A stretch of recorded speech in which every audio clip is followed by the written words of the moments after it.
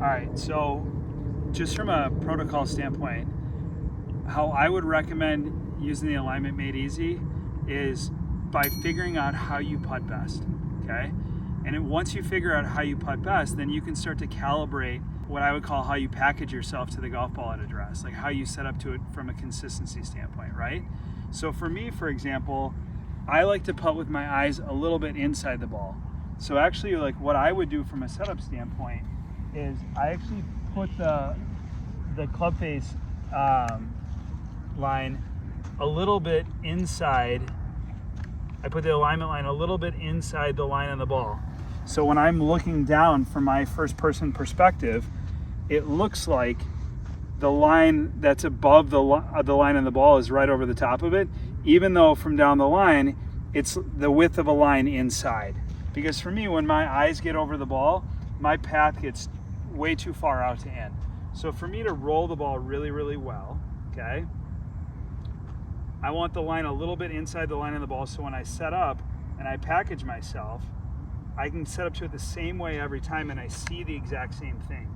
And this is where it's really important from a consistency standpoint. When you're looking down and you see the same thing every time, it's going to help you on the golf course go from putt to putt to putt to putt to putt and have your body set up, like again, what I would call packaging yourself, like how you package yourself to every putt will be a lot more repeatable and not as different, right? So whenever you start to set up to it differently, that's when you struggle with your lines. It's not that you're losing your stroke, you're just setting up to it inconsistently.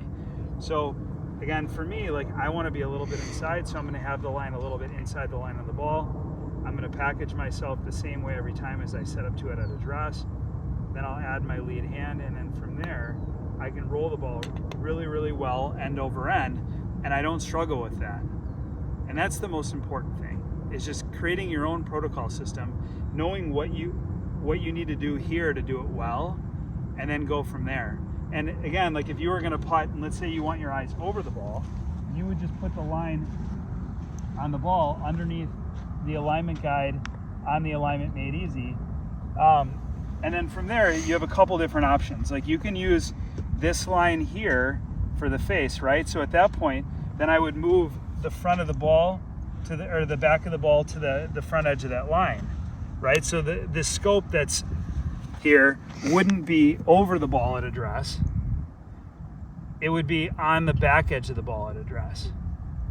So it would look something like this. So as I'm setting up to it, my putter face is right underneath that red line, so I can see if my putter face is closed or open. And some people like looking at it that way.